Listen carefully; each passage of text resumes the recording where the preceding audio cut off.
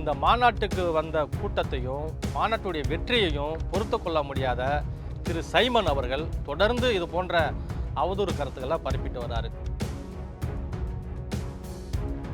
யாரு கட்டிங் தராங்களோ அந்த கட்டிங்கை வாங்கிக்கிட்டு அவங்களுக்கு எதிராக பேசுவார். இதுதான் இன்னைக்கு அரசியல் புரோக்கர் செய்கிற வேலையை தான் திரு சைமன் அவர்கள் செய்து கொண்டிருக்கிறார். இவர் இது போன்ற பொய் பிரச்சாரம் பேசி மற்றவங்களை அவதூறு பேசி கொண்ட கொள்கையில் உறுதியாளம் இருக்கிறதுனால வாய்க்க கண்டவர்களுக்கெல்லாம் வாடகை விடுறதுனால இவர் பேர் சாமான். என்னோட வேலை என்ன? ஏதாவது ஒரு தொகுதி நீ டெபாசிட் வாங்குறீங்க, உன்னால ஒரு வார்டு கவுன்சில் ஆக முடிஞ்சுதா? தமிழக வெற்றி கழகத்துக்கு முன்னாடி நாங்கள் கட்சி ஆரம்பிச்சோன்னு சொன்னீங்க. உங்கள் பையன் தானே அது முன்னாடி தான் நீங்கள் உறுதிப்படுத்திட்டு பேசணும். நீங்கள் பின்னாடி இருந்துக்கிட்டு யாரோ தூண்டு விடுறதுல பேசுறதுல எந்த வித நியாயமும் கிடையாது. கலந்துக்கிட்ட இடத்துல எழுதி கொடுத்ததை மாற்றி படித்தாரா இல்லை வேணும்னு படித்தாரான்றது தெரியல.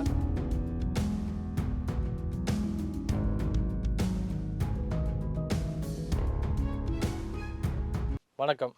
அதாவது தமிழக வெற்றி கழகத்தின் 2வது மாநில மாநாடு கடந்த வியாழக்கிழமை மதுரையில் பிரம்மாண்டமான முறையில் நடைபெற்றது. இந்த மாநாட்டுக்கு வந்த கூட்டத்தையும் மாநாட்டுடைய வெற்றியையும் பொறுத்து கொள்ள முடியாத திரு சைமன் அவர்கள் தொடர்ந்து இது போன்ற அவதூறு கருத்துக்களை பரப்பிட்டு வர்றாரு. சைமனுடைய வரலாறு என்ன, அவருடைய பொய் பிரச்சாரம் என்ன, அவர் எந்த அளவுக்கு பொய் பேசுவார், அவர் ஆமகரியிலிருந்து இந்த AK-47 PK-47 சொன்ன கதை வரைக்கும் எல்லாருமே தெரியும். ஸோ அவர் இன்றைக்கி அதை பொய் புழுவுறதுலேருந்து பிறண்டு இன்றைக்கி என்ன பண்ணிட்டாரு, அரசியல் புரோக்கர் ஆகிட்டார். யார் கட்டிங் தராங்களோ அங்கே கட்டிங்கை வாங்கிக்கிட்டு அவங்களுக்கு எதிராக பேசுவார். இதுதான் இன்றைக்கி அரசியல் புரோக்கர் செய்கிற வேலையை தான் திரு சைமன் அவர்கள் செய்து கொண்டிருக்கிறார்கள்.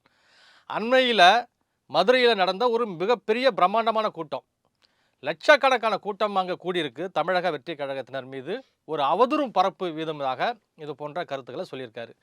நேற்று பார்த்தீங்கன்னாக்கா ஒரு பேட்டி கொடுக்கும்பொழுது என்ன சொல்கிறாரு சாமான் அப்படின்னா, அவர் பேர் சாமான் தான். ஏன் அப்படின்னாக்கா அவர் உண்மையான பேர் சைமன் தான். இவர் இது போன்ற பொய் பிரச்சாரம் பேசி மற்றவங்களை அவதூறு பேசி கொண்ட கொள்கையில் உறுதியாளம் இருக்கிறதுனால வாய்க்க கண்டவங்களுக்கெல்லாம் வாடகை விடுறதுனால இவர் பேர் சாமான்.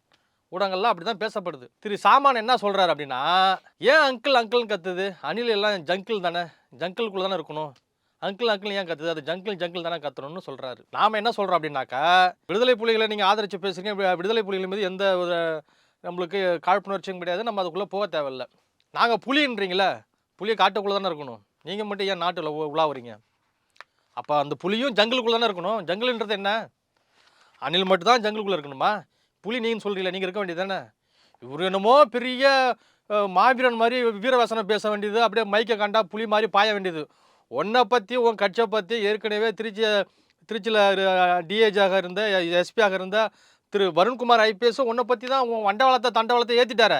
நீ ஒரு பூனைன்னு, நீ மைக்கை பார்த்தா புலியாக பாய்வ, ஆனால் உள்ளுக்குள்ளே பார்த்தா நீ ஒரு பூனை. இது மட்டுமா, நீ ஒரு அட்டை கத்தின்னு வன்னியரசே சொன்னார். நீ அட்டை கத்தியில் சும்மா டப்பா கத்தி. நீ ஊடகங்களை பார்த்தா அப்படியே சும்மா வீரவாசனம் பேசுகிறது, மேடையில் கையை உயர்த்தி பேசுறது, அண்ட புழு ஆகாச புழு பேசுறது. நீங்களாம் தமிழக வெற்றி கழகத்தின் மீது விமர்சனம் செய்யலாமா?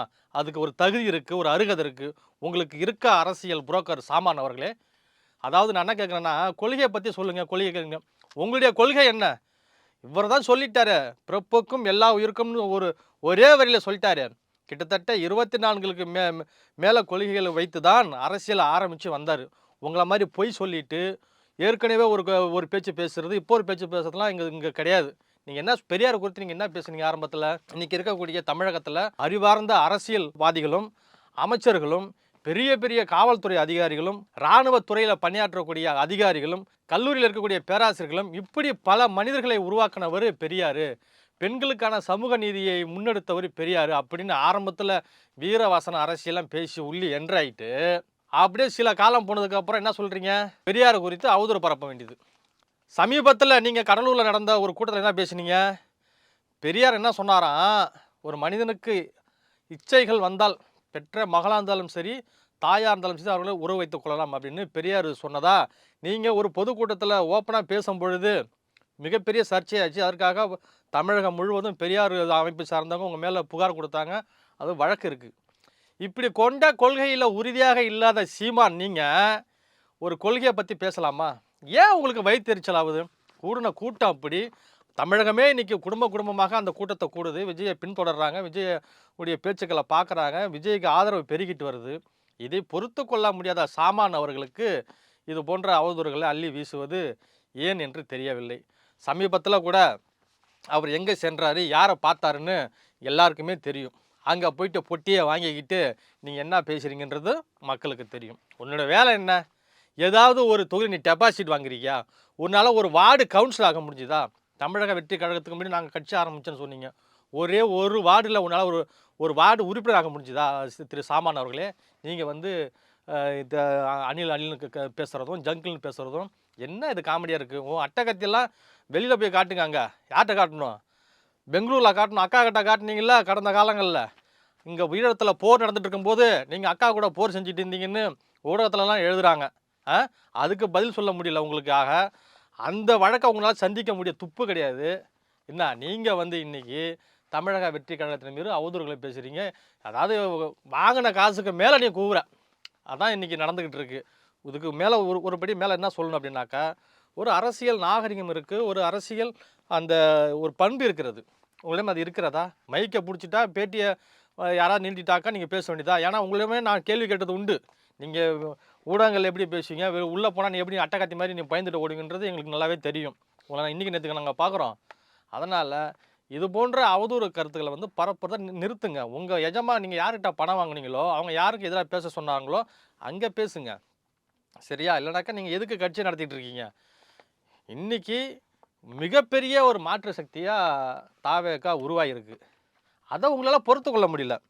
இது மட்டுமா நீங்கள் பேசியிருக்கிறீங்க? கடந்த காலங்களில் இதே தமிழ் தேசியத்தை ஆதரித்தும் திராவிட கொள்கையை எதிர்த்தும் நீங்கள் கடுமையாக பேசுனீங்க. இந்த திராவிடம் என்ன செஞ்சது அப்படின்னு சொல்லி பெரியாரையும் இந்த திராவிட தலைவர்களையும் கடுமையாக பேசுனீங்க. இன்றைக்கி அதே தலைவர்கிட்ட போய் புட்டியை வாங்கிக்கிட்டு அவங்களுக்கு ஆதரவாக பேசுகிறீங்க. நீங்கள் எடுத்த கொள்கையில் எதில் உறுதியாக இருந்திருக்கீங்க? நீங்கள் எந்த கொள்கையில் உறுதியாக இருந்திருக்கீங்க? தாவேகாவை பார்த்து நீங்கள் கேள்வி கேட்குறீங்க. ஏதாவது ஒன்று சொல்லுங்கள் பார்ப்போம். ஏதாவது ஒரு கொள்கையில் நீங்கள் பெரியார் கொள்கையை பின்பற்றுறேன்னு சொல்கிறீங்க ஆரம்பத்தில். அதை சொல்லி தான் கட்சியை நீ உள்ளே வளர்த்த. அதில் ஏதாவது உறுதியாக இருக்கியா? ஒன்று உன் கட்சியில் இருந்த வெளியேறின ராஜீவ்காந்தியாக இருக்கட்டும் சரி, கல்யாண சுந்தரமாக இருக்கட்டும் சரி, அண்மையில் வந்த ஜெகதீஷ பாண்டியனுமே உன்னை பற்றி கழுவி ஊற்றுறாங்க. நீ ஒரு வசூல் மன்னன்னு போகிற இடம்லாம் திருநிதின்னு சொல்லிக்கிட்டு வயிறு வளர்த்துக்கிட்டு இங்கே இருக்கிற வீட்டை காலி பண்ணிவிட்டு எங்கே அந்த விருகம்பாக்கத்தில் உள்ள வீட்டை காலி பண்ணிட்டு இங்கே சொகுசாக போய் ஈசிஆரில் இருக்கிற ஒரு பங்களா வீட்டில் தங்கிட்டேன். அதுவுமே யாருக்கிட்ட ஆட்டியா போட்டு தங்கணுன்றதே தெரியும். ஸோ இது போன்ற விஷயங்கள்லாம் செஞ்சுக்கிட்டு நீ வந்து இவருக்கு எதிராக பேசலாமா? ஏதாவது ஒரு நியாயம் இருக்கா? இல்லை அது ஏதாவது ஒரு லாஜிக் இருக்கா? ஒரு அரசியல் ரீதியாக ஒரு கருத்து ரீதியாக பேசுகிறீன்னா நீ சுயமாக இருக்கணும், நீ ஒழுக்கமாக இருக்கணும், கொண்ட கொள்கையில் நீங்கள் உறுதியாக இருக்கணும். நான் ஒருத்தரை கேள்வி கேட்குறேன்னா நான் அதில் தெளிவாக இருக்கணும். நான் அரசியல் பேசுகிறேன்னா அந்த அரசியல் நாகரிகம் இருக்கணும், பண்பு இருக்கணும், ஒரு தெளிவு இருக்கணும், சுத்தமாக இருக்கணும். உங்களுக்கு ஏதாவது இருக்குது அதில்? நீங்கள் கடந்த கால வரலாறு எடுத்து பாருங்கள். உங்கள் கட்சிக்காரனே காரி துப்புவான். நீங்கள் கடந்து வந்த பாதைகள் சரி, நீங்கள் ஏற்கனவே எடுத்துக்கொண்ட கொள்கையும் சரி, இப்போ இருக்க கொள்கையும் சரி, என்ன உறுதியாக இருக்குது? மைக்கு பிடிச்சிட்டு ஊன்னு பேசுனா எல்லாம் ஆமகரி ஆகிடுமா? ஸோ உங்களுடைய கொள்கை எல்லாம் அந்த ஆமகரியோட முடிஞ்சு போச்சு. உங்கள் இதுக்கு கொண்டு வராதிங்க. இவங்களுடைய இலக்கு வேறு, இவங்களுடைய பயணம் திட்டம் வேறு, இவங்களுடைய கொள்கை வேறு. இவங்களுடைய கொள்கையெல்லாம் உங்கள்கிட்ட சொல்லிட்டு இருக்காங்க கிடையாது. ஏற்கனவே அறிவிச்சாச்சு, மக்களுக்கு தெரியும். நீங்கள் வேணால் போய் தாவேகாவுடைய கொள்கை நான் நெட்டில் பார்த்து போய் படிச்சிங்க. உங்களுக்கு வந்து மைக்கெல்லாம் பிடிச்சிட்டு வழக்கம் சொல்லிட்டு இருக்க முடியாது. நீங்கள் வசூல் பண்ணுற மாதிரி எப்பவுமே வசூல் பண்ணிட்டுருங்க. அதுதான் உங்களுடைய ரூட்டு. 2026 உங்களுக்கு சுத்தமாக மக்கள் அப்புறப்படுத்துவாங்க. ஸோ இது போன்ற தாவேகினர் மீது திரு சாமான் அவர்கள் அவதூறை பரப்புவதை நிறுத்திக் கொள்ள வேண்டும். அதாவது அண்மையில் மதுரையில் நடந்த தமிழக வெற்றி கழகத்தின் மாநாட்டில் கழகத்தினுடைய தலைவர் திரு விஜய் அவர்கள் அந்த ரேம்ப் வராரு. வரும்பொழுது ஆரவாரப்பட்டு பல்வேறு தொண்டர்களும் சரி, ரசிகர்களும் சரி அவர்களை பார்ப்பதற்காகவும் சந்திப்பதற்காக மேடை ஏறி வராங்க. அப்படி நீங்கள் பார்த்துக்கலாம். கடந்த விக்கிரவாண்டி மாநாட்டிலே நடந்து போயிட்டு இருக்கும்பொழுது சில பேர் அந்த கட்சியுடைய துண்டுகளை வீசுவாங்க. அதை வாங்கி தன்னுடைய தோளில் போட்டுப்பார், பதிலுக்கு செஞ்சுட்டு போவார். அன்னைக்கு பாரபத்தியில் நடந்த கூட்டத்தில் லட்சக்கணக்கான கூட்டங்கள், போதிய பவுன்சர்கள் இருக்கிறாங்க, கட்சி சார்ந்த தலைவர்களுமே சரி அங்கே இருக்கிற பாதுகாப்பு பணியில் இருக்கிறாங்க. இருந்தாலும் ஒரு தொண்டர் என்ன பண்ணுறாரு, அந்த கம்பி மேலே ஏறி வந்து இவரை கையை கொடுக்க முயற்சி செய்கிறாரு. அப்போ ஏதாவது அசம்பாவிதி ஏற்பட்டு விடும் என்பதற்காக அந்த கூட இருந்த பவுன்சர் என்ன பண்ணுறாரு, அந்த இளைஞரை அல்லாக்கா தூக்கி இப்படி உரமாக போடுறாரு. ஸோ அதில் எந்த இஷ்யூமே கிடையாது. அவர் கீழே விழல. ஏன்னா வர்றவங்க என்ன எண்ணத்தோடு வராங்கன்றது யாருக்குமே தெரியாது. ஏன்னா ஏற்கனவே இந்த மாநாட்டை சீர்குலைப்பதற்காக சில விஷம கிருமிகள்லாம் உள்ளே பூந்து என்னென்ன வேலை பார்த்துச்சு, என்னென்ன இதிலலாம் ஊடகங்களில் செய்தி போட்டாங்கன்றது எல்லாருக்குமே தெரியும். ஸோ பவுன்சருங்களுக்கு அது தெரியல. என்னன்னாக்கா அவரு நல்ல எண்ணத்தோட வராரா, எந்த எண்ணத்தோட வராரான்றது தெரியல. உள்ளே வரும்போது அவர் ஒரு வேகத்தோட வராரு. ஸோ அதை தடுக்கும் விதமா தடுத்து அப்படி தூக்கி அப்படி ஓரமா போடுறாரு.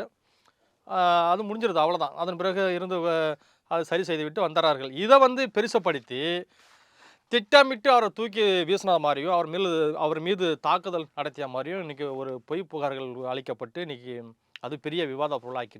நம்ம என்ன சொல்றோம்னா, கடந்த காலங்கள்ல நம்ம எண்ணிக்கையில பட்டியலிடலாம்.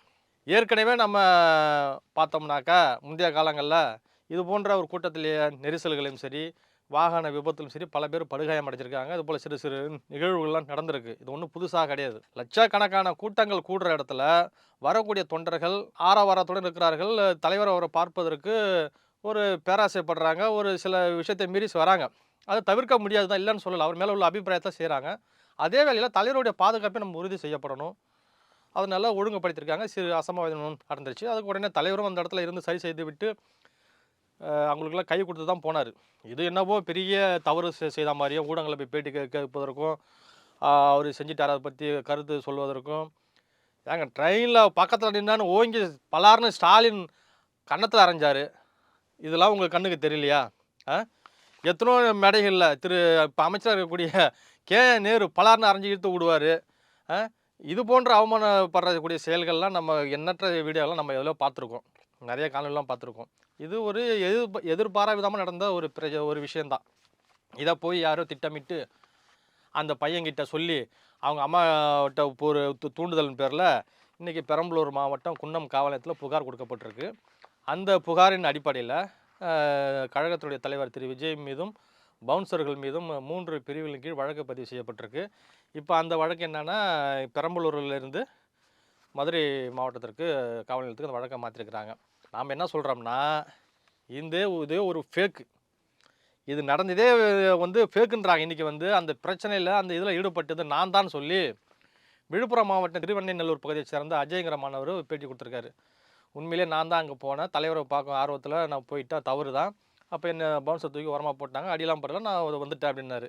அப்போது இந்த பையன், அந்த சரத்குமார்ங்கிற பையன் வேண்டுமென்றே அவங்க பேட்டியை நீங்கள் பார்த்துருக்கலாம். முதல் பேட்டியில என்ன சொல்றானாக்கா, இங்க உள்ள கட்சிக்காரங்கள்லாம் இல்ல சில ஆட்கள்லாம் வந்து என்னைய வந்து மிரட்டி இப்படி சொன்னாங்க. நான் அதுன்னு சொன்னேன். எந்த பிரச்சனை வந்துடக்கூடாதுன்ட்டு நான் சொன்னேன் அப்படின்னுக்கிறான். அடுத்த நாள் பார்த்தா எஸ்பி ஆஃபீஸ்ல போய் அவங்க அம்மாவோட புகார் கொடுக்கும்போது, அவங்க தள்ளி கொடுத்து எனக்கு உடம்புலாம் வலிக்குதுன்றான். திரும்ப வந்து என்ன சொல்றான், நான் தான்றான். இப்படி அவனுடைய பேட்டியில மாறி மாறி சொல்றான். யாரோ பின்னாடி இருந்து அவனை இயக்குறாங்க. அது நல்லாவே தெரியுது. அவன் உண்மையிலேயே அடிபட்டிருந்தா அந்த காயங்களை காட்டியிருக்கலாம். அன்னைக்கே வந்து பேசியிருக்கலாமே. அதுக்கு மேல அவங்க அம்மா வந்து இது நியாயப்படுத்தி பேசுறாங்க. நான் என்ன சொல்றேன்னாக்கா, உங்க பையனாவே இருக்கட்டும். ஒரு லட்சக்கணக்கான கூட்டம் கூடுது, வருது. நீங்க வந்து அந்த பையனுக்கு என்ன சொல்லி அனுப்பணும்? இல்ல உங்ககிட்ட பொய் சொல்லிட்டு அவன் போயிருக்கான்றீங்க. ஏதோ கல்லூரியில எக்ஸாம் இருக்கு, அங்க போறேன்ட்டு போயிருக்கான்றீங்க. முன்னாடி அதுவே தவறு. நீங்க ஒழுக்கமாக பிள்ளைய வளர்த்துருந்தா, அவன் இந்த செயலை செஞ்சிருக்க மாட்டான். சரியா? நீங்க ஒழுக்கம் தவறி புள்ளைய வளர்த்துட்டு, இன்னைக்கு வந்து என் புள்ளைக்கு என்ன ஆச்சு, அது ஆச்சுன்னு சொல்றது எந்த விதத்துல நியாயம்? உங்கள வந்து என்ன சொல்றோம்னாக்கா நம்ம, லட்சக்கணக்கான கூட்டம் கூடுது. ஒரு ஆர்வத்திலே வந்ததா இருக்கட்டும். அப்படியே ஒரு பையனா இருந்தாலும் ஏறி போய் சந்திக்கலாமா? அது போன்ற ஒரு ஆபத்தான விளைவிக்கக்கூடிய வகையில போய் சந்திக்கலாமான்றது தான் நம்மளுடைய கேள்வி. 2வது, உங்க பையன் தான அது உண்மைன்னு தான் நீங்க உறுதிப்படுத்திட்டு பேசணும். நீங்க பின்னாடி இருந்துகிட்டு யாரோ தூண்டி விடுறதுல பேசுறதுல எந்தவித நியாயமும் கிடையாது. அது உண்மையாக விழுந்ததாக சொல்லி விழுப்புரத்தை சார்ந்த ஒரு மாணவன் பேசுறான். ஸோ இது 2மே விசாரிக்க வேண்டியது காவல்துறை கையில தான் இருக்கு. இது போன்ற நிகழ்வுல, இது போன்ற சம்பவங்கள் இனிமேல் நடக்காம பார்த்துக்கணுன்றது அது எந்தவித மாற்று கருத்து இல்ல. ஆனா, இதையெல்லாம் ஒரு அரசியல் நோக்கத்துல, பழிவாங்கும் நோக்கத்துல இன்னைக்கு 3 பிரிவுகளின் கீழ் வழக்கு பதிவு செய்யப்பட்டிருப்பது தேவையற்றது. இது வந்து எப்படி சொல்றது? ஒரு அரசியல் காழ்ப்புணர்ச்சியில செய்யப்பட்ட ஒரு விஷயமா தான் நம்ம இத பார்க்குறோம். அதாவது நேற்று வாக்கு திருட்டுக்கு எதிரா நடந்த பேரணி பீகார்ல நடந்தது. இந்தியா கூட்டணி சார்பா அந்த பேரணி நடந்தது. இது வந்து வாக்கு திருட்டுக்கு எதிரா நடந்த பேரணி கிடையாது. பீகார் தேர்தலுக்கு பிரச்சாரத்துக்கு போயிருக்காரு. நம்ம அப்படிதான் எடுத்துக்கணும். இன்னைக்கு அங்க தீவிரமா தேஜஸ்ரீ யாதவ் வந்து பிரச்சாரம் பண்ணிட்டு இருக்காரு. ராகுல் காந்தியும் கடந்த ஒரு வார காலமா அங்க தங்கி பிரச்சாரம் பண்ணிட்டு இருக்காரு. காங்கிரஸ் அவங்க கூட்டணி இருந்துட்டு இருக்காங்க. பீகார்ல ஒரு சில தமிழர்கள்லாம் இருப்பாங்கல்ல, அவங்களுடைய வாக்கும் வேணும். ஸோ அதனால இந்த வாக்கு திருட்டுக்கு எதிராக ஒரு பேரணி நடத்துறேன்ற பேரில் நம்ம தமிழகத்தினுடைய முதலமைச்சர் திரு மு.க. ஸ்டாலின் அவர்களுக்கு அழைப்பு வந்தது. அதன் பேரில் நேற்று அங்கே போனார். போயிட்டு அந்த பேரணியில் கலந்துக்கிட்டார். கலந்துக்கிட்ட இடத்துல வந்து எழுதி கொடுத்ததை மாற்றி படித்தாரா இல்லை வேணும்னு படித்தாரான்றது தெரில.